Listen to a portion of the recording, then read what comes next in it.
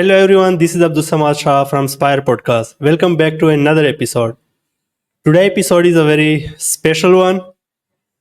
We have Owais Amin, Dr. Owais Amin. Actually, he is a ex-doctor, or maybe you can say doctor converted to Amazon field or entrepreneurship. Anyways, he is also my guru. I learned PPC from him, and he is not only my guru, but he is very famous for Amazon PPC course and oral product launch course in Amazon community from Pakistan. So I will not take too much time. Please welcome Owais Amin. The stage is yours. Yeah, thank you so much, Abdul Samad, for having me. Thank you so much. You're welcome. Can you please introduce yourself? I know you don't need to introduce yourself, but it's a formality of the podcast, so you have to go through. Yeah, so a brief introduction is I did medical studies, which is equal to MD in USA. And Mhm. after that, after my internship year, I decided to switch to the business side, explored Amazon world. I started as a seller for 2 years, launched three brands, and then you know how challenging the things were in 2017-18 when it was hard to create the seller account on your own. You had to rely on someone else, and then again about the payment issues and whatnot. So at that time, it was very feasible to go into the service sector, and then again, along with that, you know how much demand was there in the market. There was no service provider, and people were struggling to find small details to how to do A, how to do B, how to do C, this kind of stuff. So because of the helping nature, I used to help people when I in the meetups virtually. So the demand was kind of organic for me. Okay, so can you help us to do this A, B, C, D? Once I see there's enough flow of work, I established my agency in 2019, and from there, Upscale Valley was founded. And yeah, right now, so we are agency of around 40 people, handling around 60 to 65 clients right now. And yeah, we are providing Amazon FBA private label full services. So this is a brief introduction. Thank you so much. Yeah. Uh, from your helping nature, we all of us availed. So yeah, and that's why. Yeah. Yeah, I'm also running Amazon PPC agency. So you mentioned in your introduction that back in 2017 you started as a seller and then you converted to service agency. So can you tell us briefly what's the difference between like when you are launching in 2017 and now when you are launching in 2024 with respect to budgeting, the pricing ranges, Amazon fees, which is actually a hot topic these days? I mean, there are two perspectives of this topic. First one is budget as a general, and then budget Yeah. from someone sitting in Pakistan. So both are very different perspective. You know how the inflation took the hype and how difficult it became. So I do remember friends used to launch product in 2018 with $10,000 budget, maximum Hmm. 15 $20,000 budget in the US market. And at that Oh. time, I would say Amazon was investing big amounts in generating the demand, and supply was not enough. So even if, let's say, we are selling this mic, even if we have simply copy pasted the design of the top seller and we have come up with the same design, it used to sell pretty well. So there was no product concept of product development, there was no pretty concept of marketing. It was like, see what is selling well, which is not saturated in the market. Okay, so buy same product from China, from Alibaba, that's it. Not from China ground sourcing, but from Alibaba. And then again, in the marketing, do giveaways via coupon. So at that time in 2017-18, it was discount coupon, like viral launch jumps and zone jump, these kind of things. 20% off coupon, 40% off coupon, maximum was allowed 60%. And then came the time frame of ManyChat in 2019 to 2020, that okay, so give 100% full free product and give rebate to the customers. So that was not a proper form of marketing. In the sense of product, we are simply doing copy paste. In the sense of marketing, we are generating sales artificially all over the world. This was happening. And then once your product reaches a certain organic spot, it was there were no 5 out of 6 rows covered by advertisement or sponsored placements on Amazon. There was no such thing. Once you are stable and rank, you can literally turn off your ads and you will still sell goods. So PPC was something, okay, so run it for fun. It was not like something mainstream. That was 2017. That was the golden era. I mean, people who have launched their brand in 2017, as compared to them, people who are launching in their brand in 2024, from skill perspective, they're pretty advanced. I mean, they know how to launch a product in a pretty well manner. So that was something in 2017. Right now, if I briefly tell you, then we'll definitely talk further about it. It's Mhm. compulsory for you to understand the market. It's compulsory Mhm. for you to do product development. It is compulsory for you to gain better sourcing, not just Alibaba, but do ground sourcing. Make sure you are not purchasing from traders or wholesalers, you are purchasing from manufacturers. And you should have some capacity to do product development so you can differentiate your product. These days, if your product is not standing out, it won't sell, or it won't have a shelf life more than 3 years. After 2 3 years, Mhm. it will become such saturated that you have to either drop it, or it won't be your hero product. And then again, in the marketing perspective, we know what is happening in the world. I mean, PPC, and then social marketing, social media marketing, then again TikTok shop, then again the wave of influencers, then again the content marketing, whatnot. I mean, you need to have all these components fixed in a right position in the puzzle to make things work out. Now these days, some of the marketing methods are so comparative that you cannot rely only on PPC, or maybe only on, let's say, meta ads. You have to have a combination of all of the above. But in 2017, even if you are familiar with one method of marketing, that was more than enough to survive. So those were the raw ages of e-commerce, especially related to Amazon.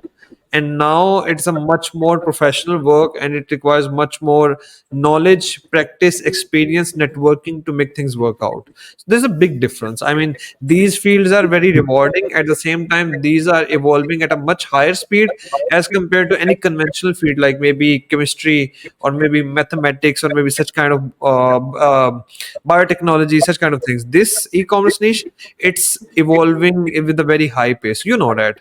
You are also Yeah. working with an agency owner, so it's pretty hard. Exactly, yeah, and that's why it was my first question, first ever question in the episode. Like, what's the difference when you were launching 6 or 7 year ago, and what's the difference now? So yeah, thank you so much. You beautifully explained it.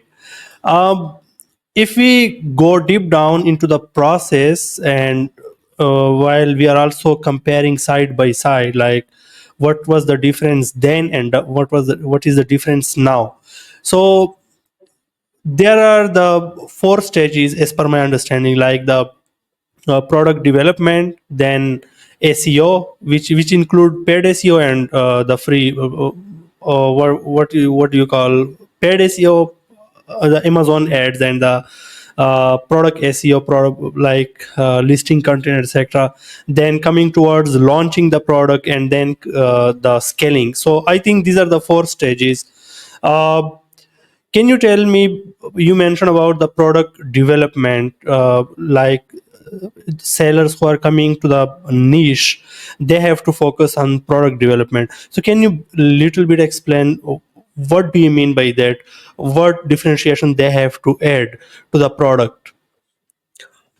So there were times when the whole differentiation was defined as launching with different color or with different pack sizes. Like, let's say you are selling a pack of balloons on Amazon, and all of those balloons are blue color. So if I come up with assorted colors, maybe a combination of pink, green, blue, and black. So this Yeah. was considered as a product development. These were the times. If you are Yeah. launching a pack of 12, like a ball of pack of 12. So, and if I've come up with pack of 6, that was a good amazing thing. So those were, I mean, those were not even product development. Those are like offer differentiation. You are coming up with a different offer. in the market. This is what it meant. So right now, in last 2 3 years, I would say the Chinese, more than the American sellers, more than the European sellers, the Chinese have pushed people to come up with the product development. Otherwise, things won't work out. What happens is, let's say I'm selling a barbecue skewers, like the barbecue skewers on which we do the barbecue, especially in the event of Eid. So the barbecue skewers, I am launching a pack of 12 in maybe $25. And then again, you'll see some Chinese have come up with same pack of 12 but $9.99. Now people do think, okay, so it is something, Chinese have much better grip on the sourcing and they have done that. But more than that, it's understanding of the product. Why do people need that, and how we can optimize on that part. So if someone has some experience in the sourcing part, they would analyze, or they would acknowledge this fact that there are different types of stainless steel. So one is stainless steel, then the other is simple iron.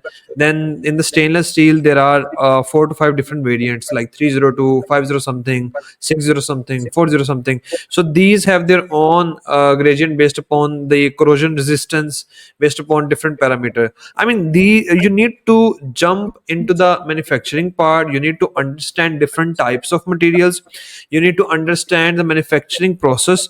What steps can we skip, or what steps can we avoid to decrease the cost. And the Chinese came up with another version of stainless steel, which was already available in the market, but that was not being used in case of barbecue skewers on Amazon platform particularly. So they I mean, used a different material which is much more cheaper, and they crushed the market with the lower price. Now, what are the two key takeaways in the sense of product development? Now, in these days, it has become compulsory to understand, like, let's say I have this airport, for example. What are the components of this? How What are different components? List them down. Then see, let's say if we define, for the sake of simplicity, there is plastic being used, then a stainless steel is being used, then silicone is being used. Okay, these three components, figure out what are their variants. Now we, as a seller, know silicone as a silicone, but if you Yeah. talk to a manufacturer, they know silicon as something which has 60, 70, or maybe 80 variants. Silicon with this Hmm. price as this quality, with B price as B quality, C price as C quality. Now it's time for us, for sellers, to do understand this part, talk to enough suppliers, and grab the detail, like which variation is going to still serve the purpose, and maybe it's going to save up the cost, or which variation of variant of silicon is high enough that it's going to increase its shelf life. And people have complained that this thing does not work after 3 months. Then this variant of silicon is going to work for at least next 2 years, and I can charge higher price for that part. So first thing is understanding of the variant of the product. Like, just to give you another example in this regard, I seen a product on Amazon which was being sold on $55, and after 2 years, everyone in the market is selling that same product in $35. How is it possible? Now people will say Chinese have better grip on the sourcing. That's not the answer. The answer is, if you understand and dive a bit deeper into the product, the wood has around 20 different variants. So plywood is something in which they stack one layer of wood on another, so it's a combination of a stack of different layers of wood. Then again, there is simple wood, which includes maybe pine tree wood, and maybe a walnut tree wood, and other these kind of. So each type of wood has a different characteristic, different pricing in the market. People came up with that. So this is the first thing. Second is the manufacturing process. Third is to understand the audience. Like in 2017, 18, 19, even I would say till 20, people, the only source of understanding people's comment about the product was Amazon's positive and negative reviews. Now some sellers do take a step ahead, and they talk to the people in subreddits, in Facebook groups. They take people opinion through Pickfu, and they try to come up with another variant which is more desirable to the audience. You need to understand, you need to talk to them, you need to show them, okay, so what are your pain points. There are one phases of pain points which are available on Amazon detail page. The other hidden phase of pain point is disclosed when you talk to the people, when you talk to the target customer. they come up with those variants, so you need to they come up with those complaints, you need to understand that and come up with the new designs. And then again, on top of these three things, the fourth is AI. I mean, either adopted or get ready to be failed. So people are, I mean, with Mid Journey, with Delhi, people are coming up with newer and better designs in the niche of toys, in the niche of any ornament or home decor product. So you need to match up the pace. I mean, the market has evolved, people are putting more struggle to survive, so you need to at least match up their pace. And now it's not like, okay, so Abdul Samad is doing is launching a product, maybe this pen, so if I copy paste this pen and sell it loss for 3 months, I'm going to survive. No, those days are gone. And these four components everyone should keep into their mind, to come up with a variant which is better than the bestseller. Only then their probability for survival will be much higher. Mhm. Yeah, thank you so much. You mentioned and you mentioned it very clearly, and yeah, the use and implementation of AI in the product development is very crucial, and it can help really well. Like I was checking, we are also going to launch a brand in the baby category. So we took some idea from Mid Journey and Delhi, and like they created some imaginary products which were not like applicable or not launchable, obviously. But then we give them some like already existing products, and then we ask them for some differentiation, and they add some differentiation actually, and now we are going with that. Yeah, So yeah, you mentioned it correctly that either you have to adopt it or either you are going to out of the market. So AI is yeah, a, yeah, exactly, irresistible option now. So exactly. yeah, with respect to pricing, what do you think, in which price range we should select a product? While we are talking about differentiation, then it's like also gonna cost. So what do you think, what should be the price range, selling range, for a product, especially considering the Amazon fees, the higher bids, etc.? So I believe the single biggest factor which has pushed people from low price product to at least products which are selling price at $40 or more than that. The reason is the higher advertising cost, the Amazon PPC cost. That's the sole reason I would say. In 2018 or 2019, people used to prefer small low price products because they were supposed to do giveaways. And Mhm. doing giveaway of a 20, 10, or maybe $5 product is much more cost effective as compared to doing giveaway of product with $80 price or $120 price. So that was a Yeah. trend at that time. Then came into the market the Amazon PPC. Amazon started giving more credit to the sales which are coming through PPC. And then Amazon started increasing the cost per click from maybe 30, 40, 50, 60 cents to $1, $2. And now you can see on average CPC is charging around $1.5. So this is an average, and in comparative niches it is like $4, $5, even $6. That is something which has pushed people to go to the higher price product. But I would like to give here another perspective. If you broaden your horizon and see outside of the Amazon, see into the e-commerce world, which includes the Google ads, the Meta ads, this same phenomena has happened in Facebook, Instagram world, in Meta world, and in Google world before than Amazon. um if your product selling price is less than $50, it's very hard to get profitable in case of Google, in case of Meta ads. Okay, so there would be some cases, but generally it's a principle that your product should be higher than $50. And then I am predicting right now that this is what's going to happen. Even you would agree to this part that this is somehow happening in the Amazon world as well. What people are doing in case of Facebook ads, they are coming up with a value ladder. Like, okay, so my first product price is maybe 15 or $20. Then once you enroll into it, the first upsell is of $50, the second upsell is $200, the last and Yeah. final backend offer is 500 or $2,000. People are doing it. I Mhm. think, I mean, if you want to, if you have only one offer, then go with selling price which is higher than $50.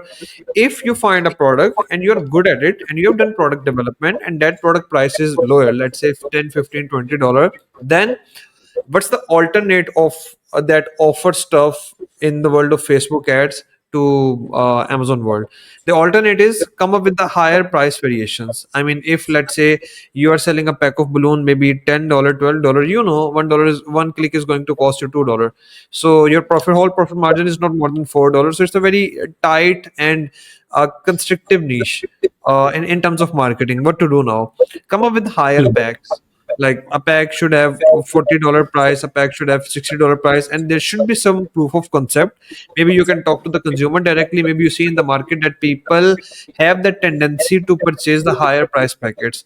Once you get that, even that low price thing is going to be profitable. But yes, I mean, we are talking here to exchange value. These things you know as well, I know Yeah, as well. But we are just talking for the sake of new sellers to make them think exactly. understand things in a better way. So that's why I'm giving very long answers to each and every question of Abdul. So this is the Yeah, and crux I here. appreciate it. Yeah. Yeah, so go with the higher price products, like more than $40 at least. So you have, I mean, the principle is net 30% margin, which means you're going to have $13 roughly profit margin per unit. So even if you spend $5 6 in terms of Amazon marketing, still you're going to save some bucks. And if your product is low price, try to play Mhm. on the layer of marketing strategy to make things work out by adding more variations. Hmm.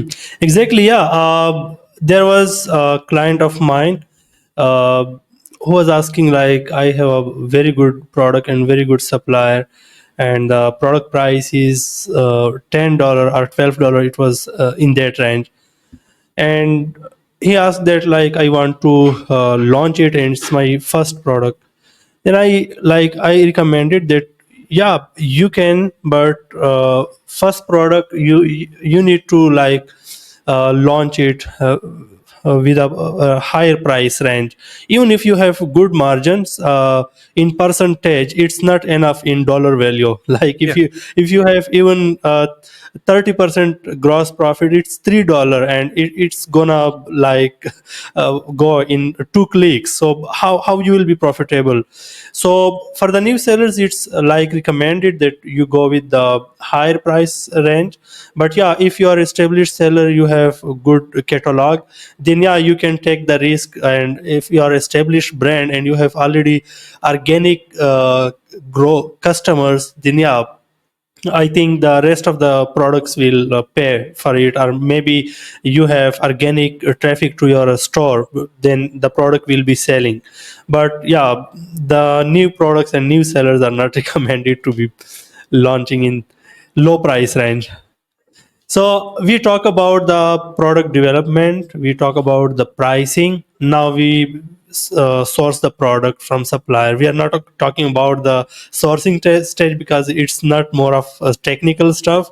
So yeah, coming towards the product SEO, which includes the images, written content, and backend information, and all those stuff.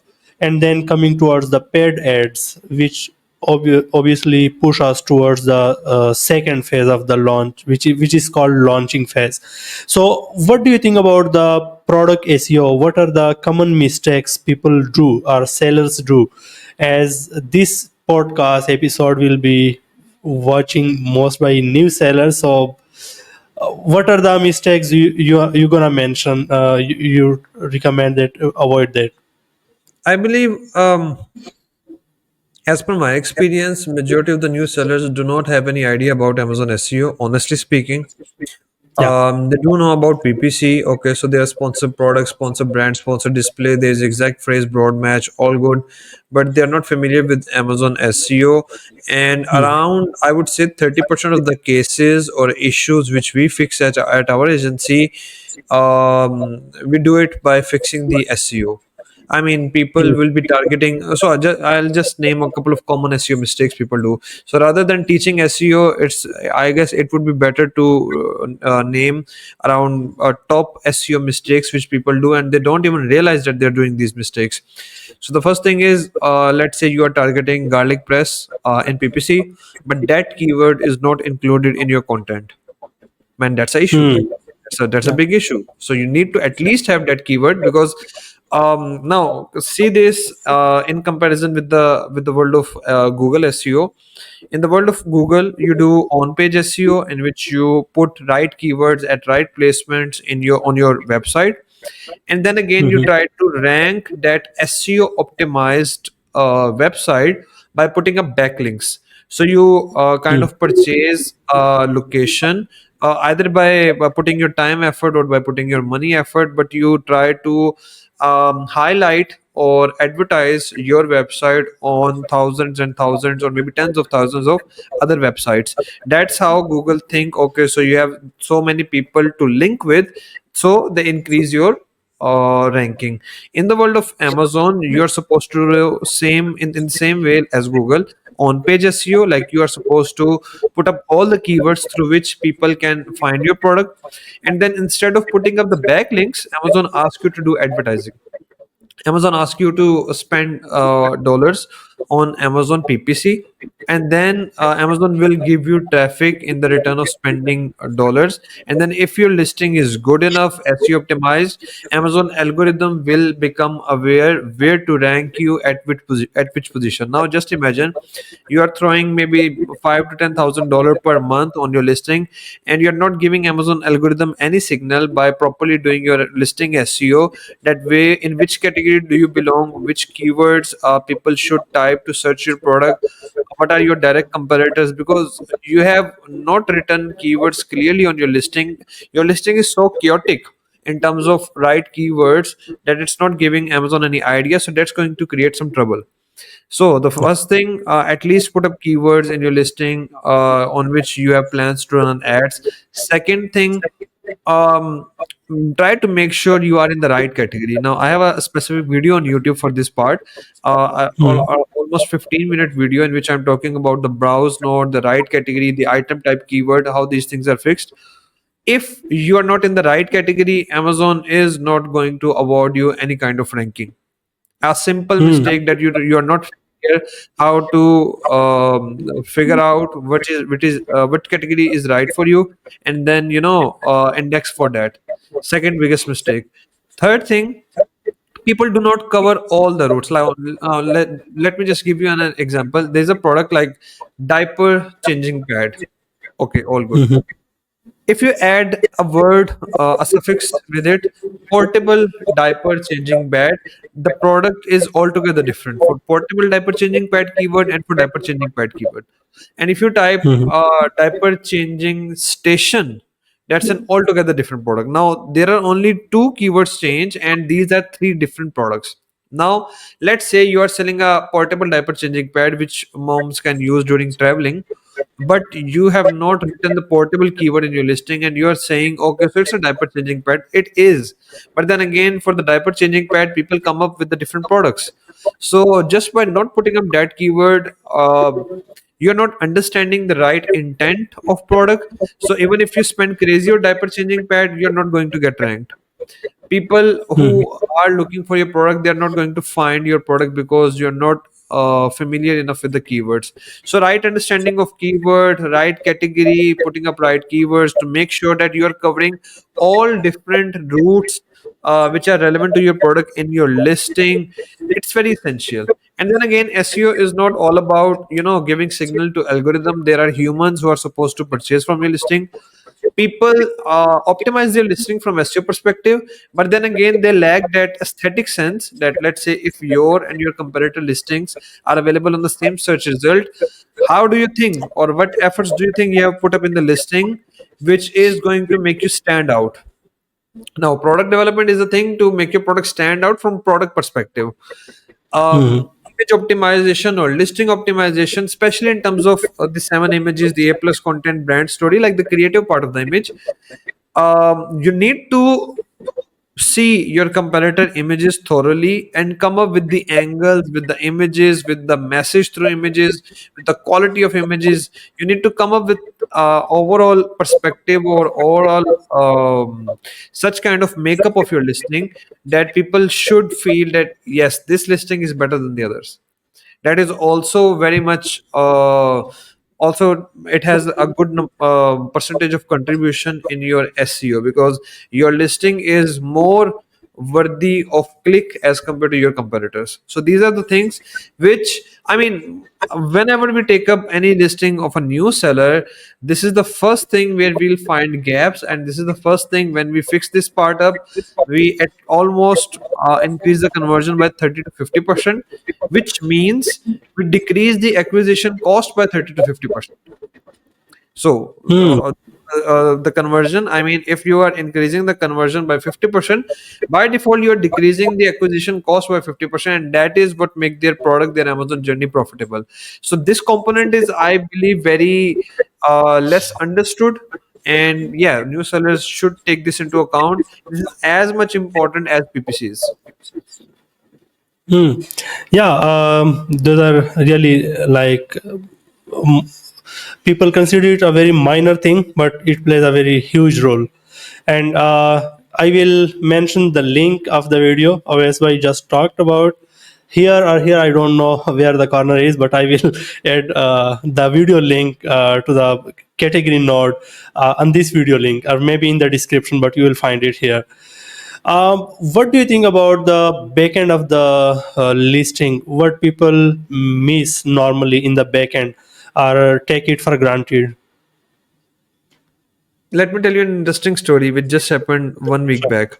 So we have a product which is not alcohol related product, but then again, I mean, Amazon does consider that as an alcohol related product. Okay, so why is it happening? So it's a surprising thing to know. So we talked to Amazon. They said, okay, so your product is related to or is falling under the alcohol related products. I said, this has nothing to do with the alcohol. Why are you even considering that? No, this is considered as that. So we research all of the listing for the keywords which are maybe giving some indication. Okay, so we searched out the whole listing. There was nothing like that. Then again, we explored the backend, and in the backend, we found two attributes where mistakenly some of the keywords were added. Like, let's say the keyword of party, and because the party keyword is somehow as a, you consider as a theme keyword, which I mean, in these kind of listings where these kind of keywords are used, it gets flagged as a listing which can be alcohol related, and based upon that assumption, Amazon had put our product in the alcohol related category, where it was not allowing us to create the storefront or maybe run the sponsor brand ads. So the back end is this much important to make sure that you properly analyze it and fix it with right keywords. Another important thing, all the black hat techniques, like someone attacked your listing in with a black hat method, and now your listing, which was a bestseller in maybe your subcategory or maybe your category overall, now you're not able to understand what's happening, why your listing is behaving oddly, and who managed to breach Amazon security system and then manipulate with your listing through a black hat technique. That only and only happens when you leave blank spots at the back end of your listing. Like there Oh, are some attributes, for example, material, and then again maybe is the product required this certification, or these kind of odd questions which we usually skip. If those are yeah. blank and those are not properly filled, once you're going to achieve some success in your listing and you get attention of the black hat guys, they are going to attack you on your listing. So that's the importance of the backend. Putting up wrong information hurts, and you fail to understand what's happening. Leaving it blank also hurts. So the only thing is, I mean, download the flat file or maybe the category listing report. Check out each and every attribute thoroughly, and try to fill up that thing and make sure that it's properly filled. The third part is, once you provide proper information to the Amazon, like this is the material, this is the pack size, this is the instruction, this is machine washable, this is ABCD, all these kind of things, then it helps Amazon algorithm to categorize that product. You must have seen some options on the left side, where let's say if you click a product name, for example bed sheet, it shows you, okay, so do you need cotton bed sheet or maybe microfiber bed sheet, then again what should be the thread count, what should be the brand name, what should be the instruction. So once you click on those options, it refines the search. If you completely fill up the backend of your listing, it will help Amazon to categorize your product under those options which are available on the left hand bar, and it will help customers, or it will help you to get more traffic through these Mhm. defined searches. So these are the three things I believe on top of my mind, which many people do miss, and even they don't realize that this is something worth noticing. Exactly, yeah, it's very crucial. And yeah, I was also unaware about that. The hijackers can take benefit, or even the, I think they are called hijackers, piggyback, or maybe maybe yeah. So Yeah. yeah, they can take advantage. Yeah. So make sure you fill the backend. I know it's a boring thing, and most of the time you don't even know what to put there in the specific box. But search it and don't leave it blank. Okay, so we talk about the product SEO, front end and back end. Now coming towards the paid SEO, which is normally called Amazon Ads or PPC. So the product is there in the Amazon warehouse. It's live, and now we have to launch it. We have to get sales, and that's the main purpose of listing the product there. So can you tell me from day one when the product goes live to till the product is standalone and we are getting organic sales, can you just break down what are the stages or what are the different phases through which we have to go through in the launching phase? I know it's a very detailed topic. People have created different courses. Obviously, I also created a course and it. But can you just phase it out, like this is the phase one or stage one or step one, this is two, three, and four, and now you are on the organic position. I know you can't be a 100% organic position, but still. Yeah, so the question you have asked, that I mean, people have made up 15 to 20 hours worth of content to Yeah. answer this simple question, but I'll try to keep it very simple. So I Yeah, believe there are you are supposed to tell in 1 or 2 minutes. so I believe there are four phases. So the first phase is validation stage, validation of your retail readiness, validation of your product design, your product development, your listing, your pricing, overall how good your product is. So we do some PICFU or public poll or these kind of testing. But then again, the first phase is not about getting profitable orders. People make mistake by doing such thing. The first phase in my opinion is validate your retail readiness. So we run ads on very relevant keywords. It serves two purposes. First thing is it indexes our product against relevant category and relevant keywords. The second thing is it gives us an idea how good our product is. Definitely our conversion is going to be less than the top players because we do not have any social proof in the form of reviews. But are people liking our product or not? What is our average conversion? You can check the conversion of the category by going to category insights in your advertising console, and you can compare your conversion with your category one. Your conversion should be at least equal to or better than the average conversion of the listing of the category. So the higher top 3 4 player have the higher end conversion, then there is an average market conversion, then there is your conversion. So you need to check that and make sure that things are working out. And that is the stage where I recommend play with the price, play with the images. You can't play with the product. You have sent it and it's going to stay there until the second batch of inventory.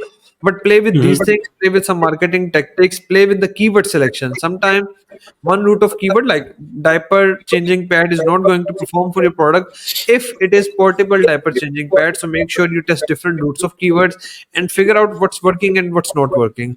Once you figure out, okay, so my product is good enough, people are, if people are not liking it, then instead of spending crazy on ad spend, go back to basic, fix the reason why it's not working, and then come up again. If people are liking it, then the first stage is ranking. The second phase, now after the validation part, the second phase Yeah. is ranking, and the third phase is becoming profitable. Now, ranking, in my opinion, is the top rated or the best way to decrease your advertising cost, or in other words, to decrease your tech costs per unit. In my opinion, in the world of Amazon, bid optimization, budget optimization, placement optimization, negative targeting, all these things are secondary. Ranking is the top most factor in controlling your tech costs. So go for that.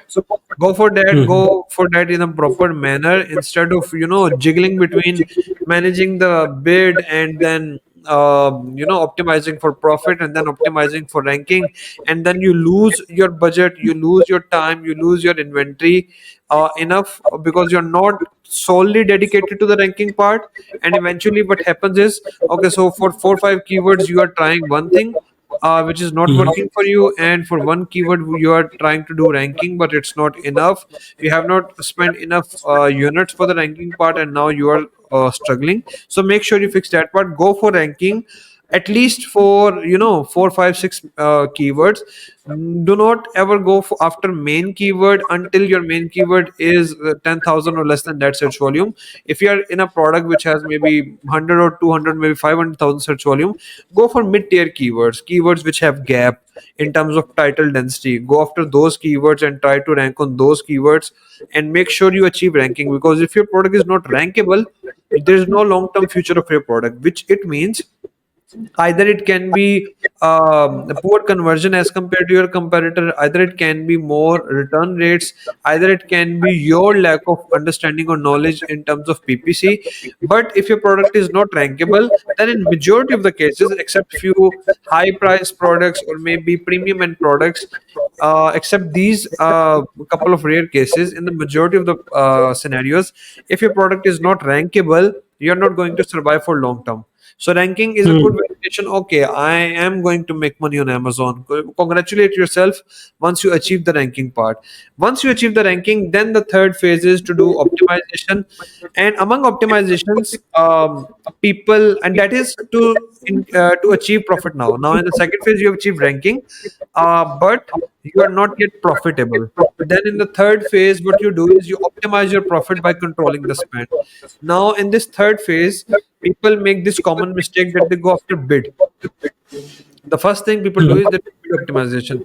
I would suggest the first thing you should do is budget optimization. Mhm. Separate campaigns. Let's say your target cost is 30% or 40%. Let's say 40%. Now separate your campaign, all those campaigns which have echoes less than 40%, and all those campaigns which have echoes more than 40%. Check out what is the spend dedicated to these good performing campaigns, what is the spend dedicated to these bad performing campaigns. Pick up budget from these bad performing campaigns at least 20-25% and shift it to good performing campaigns, and then your account will see a drastic shift in profitability on the daily basis. It's that simple. Now we are supposed to exclude those campaigns from poor performing or higher cost, which we have intention of ranking with. Except those whichever campaign is performing poor, just cut down your budget and give it to. I mean, instead of increasing your budget from $100 to $130, reshuffle your budget between good performing and bad performing campaigns. Then after that, Mhm. go for bid optimization. There is ton of content available on YouTube. Even we can talk for hours about bid optimization details. Then go for negative targeting. Go for placement optimization. And in these scenarios, we are playing within the range of sponsor product. Around 80% of budget is dedicated to sponsor product already. Once you become profitable, then in the fourth stage, go aggressive after sponsor display, sponsor brand, competitor asset targeting, and then again views retargeting, and then purchase retargeting, and then maybe contextual targeting and whatnot. And then at that stage, go for influencer marketing and then paid ad through Google ads, etc., etc. Try everything in a limited budget, see how it works. If it works for you, double it down. If it does not, then shut it off. It's that simple. always take things in these four phases, rather than in the very beginning trying to become profitable. Okay, you can become profitable, all good, but there's no long term future for products who are in aiming for profitability from the very first month. You need to make sure your product is rankable. If your product is rankable, it means eventually your offer combined, which includes your product, which includes your listing, which includes your SEO, and which includes your PPC, overall combination of your product is better than the rest of the market. That is Hmm. only the case when your product will be able to get ranked. So once you get that validation, that is a kind of a certification that yes, whatever effort you have put up in the last 6 to 8 months, those have worked out and those are good for you. Once you analyze that, only then go after ranking, profitability, and other factors. So that's something I believe from a broader perspective to look into the marketing side. Yeah, thank you so much. It was a detailed one. I think the 20 hours course can't beat this 5 minute explanation. One question I have in mind, and you are also providing services. So uh, I know some of the clients may also demanded you that in the first month of launch, they expect to be in the top 10. And I explained them that, yeah, we can get you in the top 10, but the positions will not be sustainable as soon as like you slow down the ads on the main keyword, you will be dropped down to the original position or maybe worse than that. So what's your take on that? Should we focus on organic top 10 or top 5 spots when we have just launched the product? Or what do you say? What's your take on that? I say focus on those sports, but not for the main keywords. This is where we lose money. I mean, let's say the main keyword search volume is 30,000. You are aiming to get in the top 10 positions. You can't. Top players do Mhm. have around, 30,000 or maybe 20,000 reviews for the top keywords. Aim for the mid-tail keywords. Aim for the keywords Mhm. which your competitor cannot put up in their title, but those are pretty relevant high conversion keywords. Aim for those keywords which have search volume like 5,000, 7,000, maybe 10,000 and maximum 3,000, 2,000, such kind of keywords, and aim for ranking for those keywords in the first 45 to 60 days. This is what I would say, rather than 30 days. Once you achieve that, now definitely we have seen scenarios where we managed to achieve ranking within first 7 to 10 days. Okay, there has been such Yeah. scenarios, but then again, a realistic or a generic expectation should be 45 to 60 days.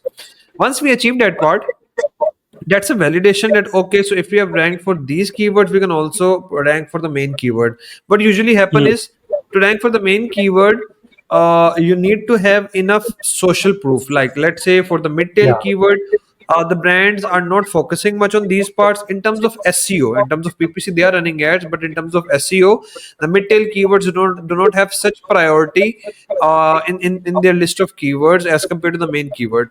So once we figure out those neglected mid-tail keywords, so from SEO perspective, we are giving more privilege to those keywords as compared to the main players.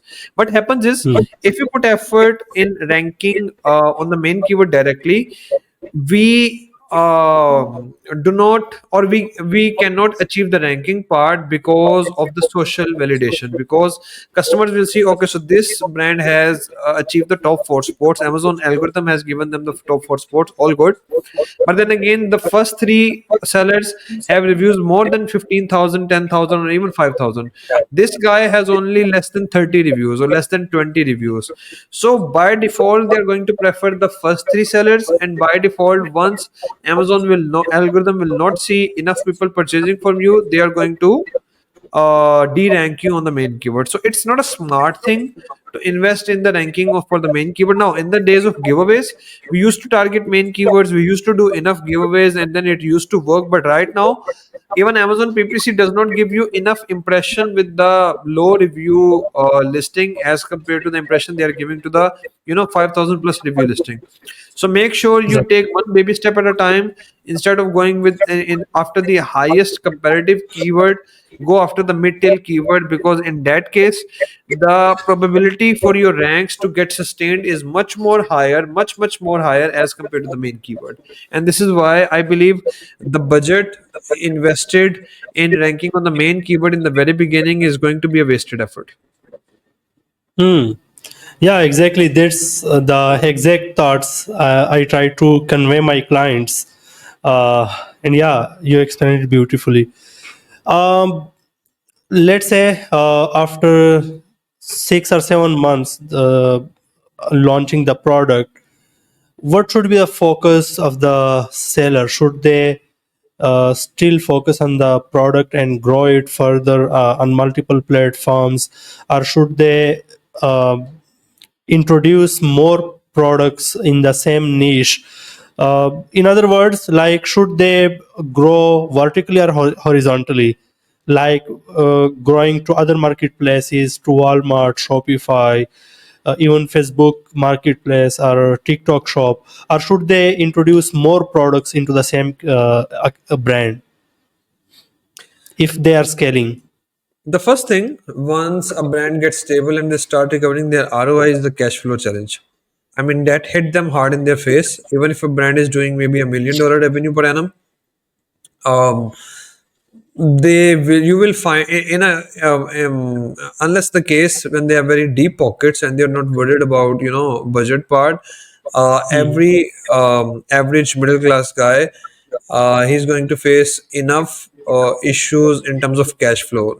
I mean, Amazon is still supposed to pay them the money, but then they need to order from China, and then they are stuck. So they are borrowing from banks, or maybe they are adding some partners, diluting their equity to make sure that they manage to do all this part.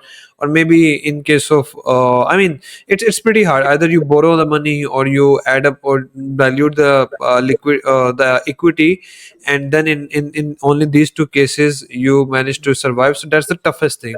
So first thing in my opinion is keep a keen eye on your cash flow, Hmm. and make sure that the growth which you are doing from PPC, or by expanding into any direction, that can be horizontal, that can be vertical, make sure that your cash flow will support you.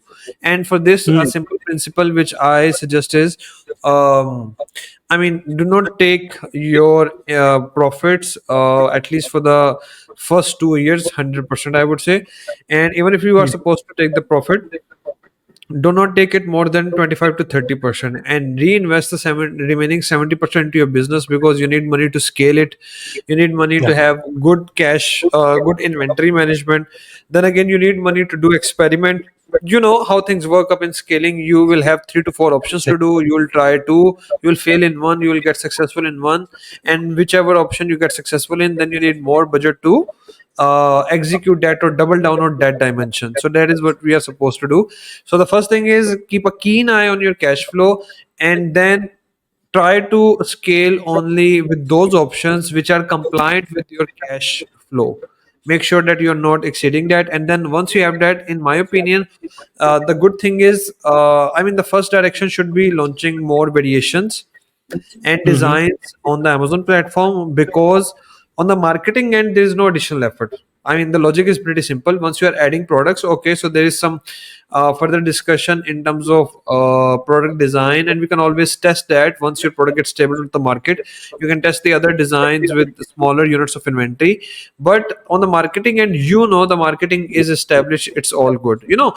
Both vertical growth and horizontal growth, those are pains.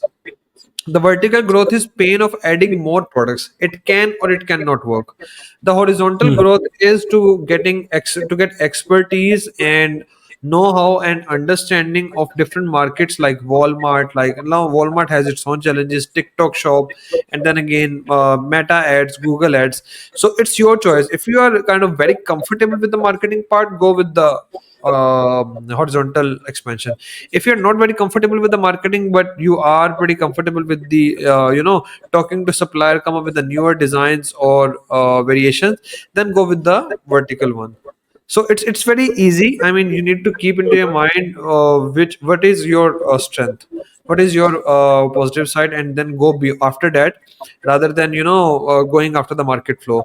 But whatever medium you go after, I mean, I know people who are selling one product, but that product is being sold on Amazon, TikTok Shop, their website, and they are doing 4 to 5 million with one product with a smaller selling price. Mm. And then I know people who are doing only on Amazon, but they have 300-400 SKUs. So either way is viable. You need to see what is compliant with your strengths and go after that. But for as per my recommendation, I would suggest go at least for 10 to 15 products. Go after the vertical growth. Once you have around 15 or more than that SKUs, then expand horizontally, because all these platforms like TikTok, your own website, if you have multiple products on a page, and if you're not selling a single product, your chances to get profitable become higher. Then you are not competing for the direct advertising campaign. You're not targeting those things. You can target your target customer persona, your yeah, your end user, your end customer. And when they see 15 to 20 options on your website as a product, the average order value will increase and the acquisition cost will settle down. So that's my advice here. Hmm. Yeah, thank you so much. Thank you so much for explaining it in detail. I will not take much further of your time because I already took more than the commuted time. So we can. I will stop here. And at the end, do you have any closing comments for the new sellers who are watching this podcast before selling on Amazon? um Two things. First thing is, I would suggest new sellers to learn commerce before e-commerce. Hmm. So learn how to, what are the practices of doing trade in the market. The practices which are universal, learn those.